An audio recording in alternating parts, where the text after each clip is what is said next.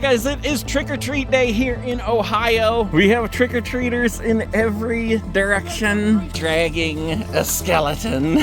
We've got the giant 26-foot inflatable pumpkin, the RBM Outdoors Panda Medium Orange tent with the jack-o'-lanterns, the zombie campfire, and the skeledogs over here. We've got a Halloween pupster too. And we are hanging out in the COODY Koala 7 handing out our treats.